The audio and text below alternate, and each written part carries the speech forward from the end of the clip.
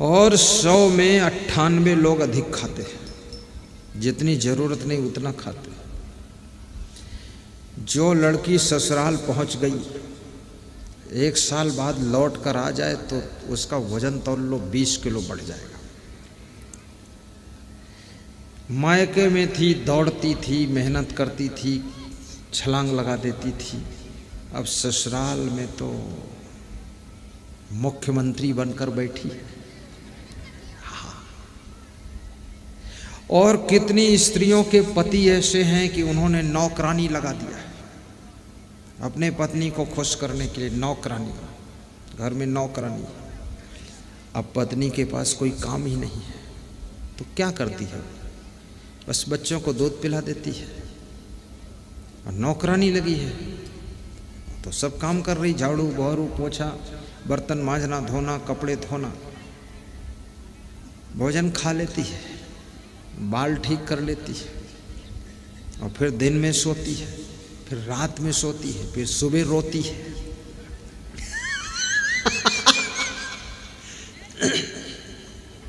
हर समय बीमार रहती है, कहती यहाँ दर्द, वहाँ दर्द, घुटनों में दर्द, कमर में दर्द, सिर में दर्द, बाल बाल में दर्द, रग रग में दर्द, नस नस में दर्द, दर्द मोरे नस नस में, ऐसा वैद्य रूढ़ो दवा दे दे, दर्द होगी ही दर्द। इस शरीर से अगर व्यायाम नहीं करोगे, मेहनत नहीं करोगे, गर्म पानी से यदि स्नान करोगे तो आपके शरीर में रग रग में दर्द होगा, नस नस में दर्द होगा, और उसी दर्द में तुम मरोगे, कभी दर्द दूर नहीं होगा।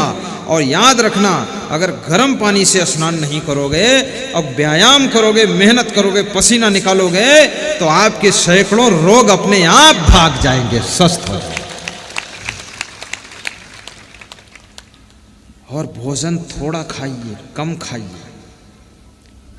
पूड़ी हो 1 पूड़ी खा लो। कितने लोगों को पूड़ी मिल जाए तो 20 पूड़ी समेट देते हैं। बनाने वाले भी सोचते हैं कि पानी भी पिएगा कि नहीं। रसोई में आइटम खत्म हो गया पर उनका खाना खत्म ही नहीं, चालू है। अरे इज्जत तो बचने दो अंदर वालों की, निकलो, हटाओ अब रहने। तो नंबर 1 स्वभाव को ठीक करना है। नंबर 2 वाणी, वाणी माने बोलना, बोलना सीखना है। बोलना तो 2.5 साल की उम्र में ही आ जाता है, लेकिन कहाँ पर, कब, कैसे, क्या बोलना है, ये 100 साल की जिंदगी भर नहीं आता है। कब, कहाँ, क्या बोलना है, ये तो आदमी को 100 साल की जिंदगी में नहीं आ पाता है, लेकिन बोलना 2.5 साल की उम्र में, 3 साल की उम्र में आ जाता, बच्चा बोलने लगता है। केवल बोलना ही सार्थक नहीं है, कहाँ, कब, क्या बोलना है, ये चीज सार्थक है।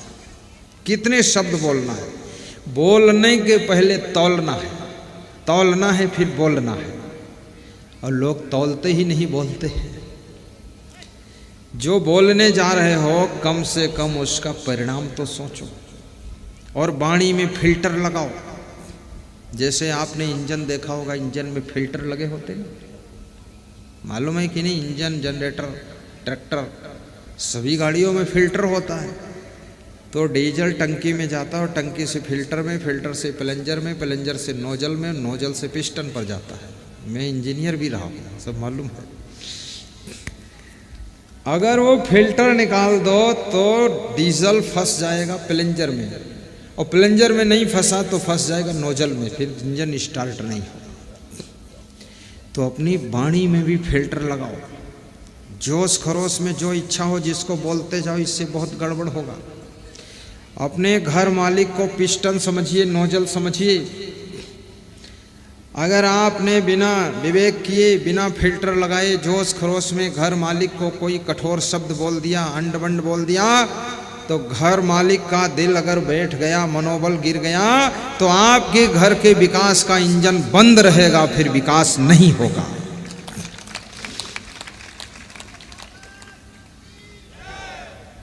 इसलिए उसके विकास के लिए फिल्टर में जैसे तेल छान कर आगे भेजा जाता है, ऐसे अपनी वाणी को छान लीजिए। जोश में मत बोलिए।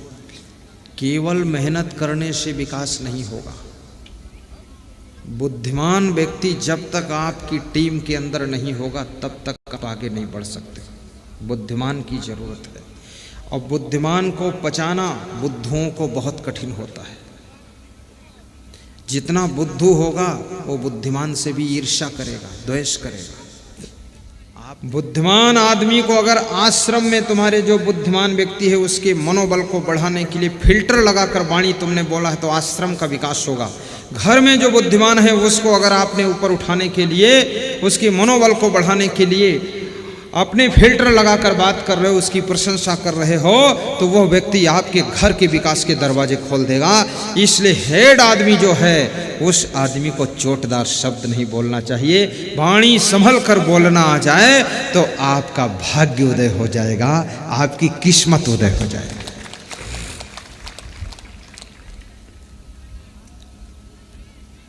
दूसरी चीज है वाणी, और तीसरी चीज क्या है? बोलने की कला सीखो। वाणी किससे कैसे बोलना है, कब कितना बोलना है, कब चुप रहना है, ये सब चीज़ें बड़ी तौल की है।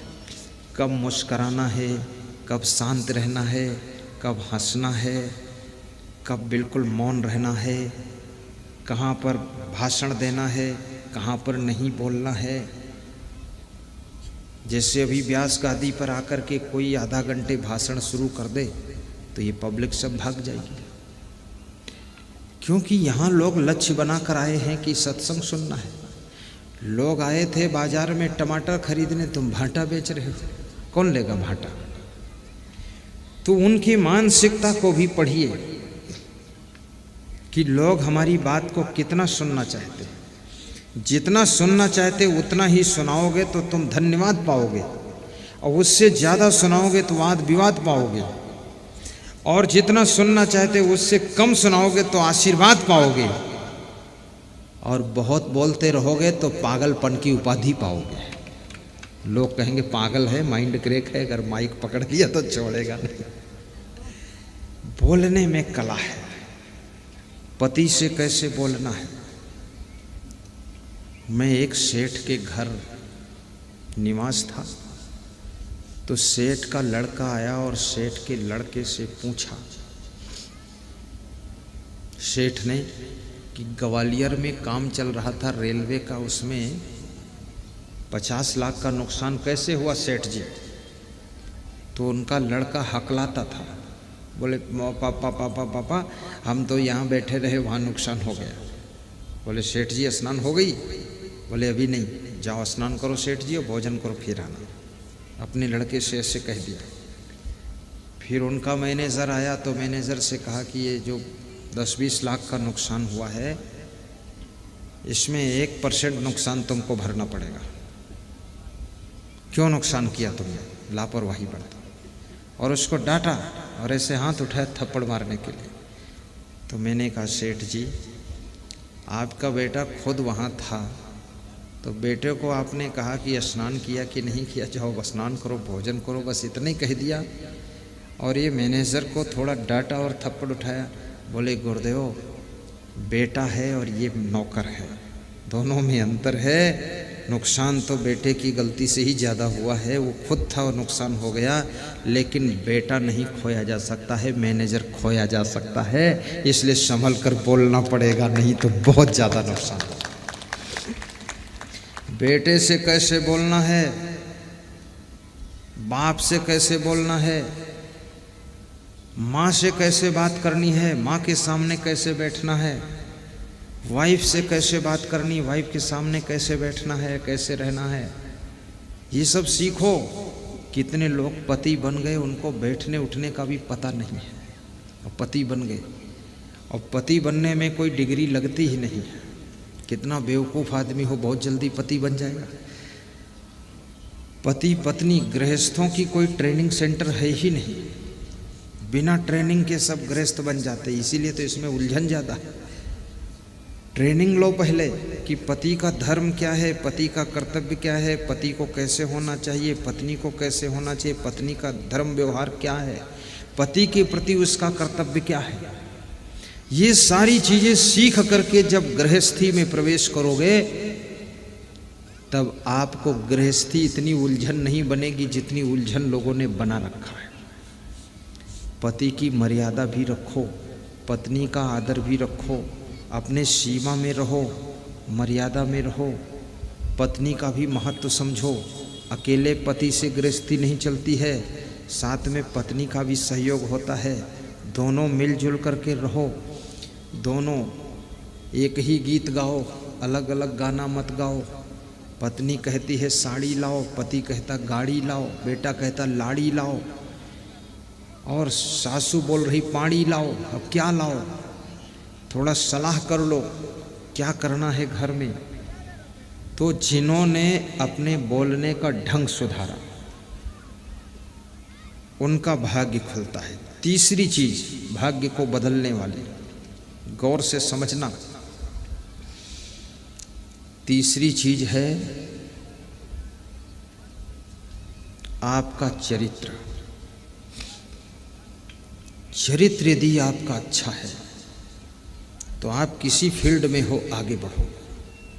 बेदाग चरित्र होना चाहिए, आपके चरित्र के ऊपर दाग न लगने पाए, संभाल कर रखो।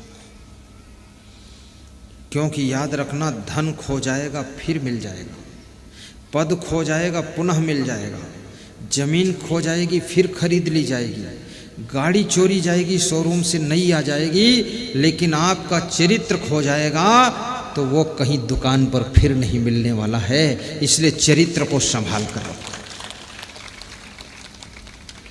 और जो चरित्रवान हैं उनके चित्र का सम्मान कीजिए।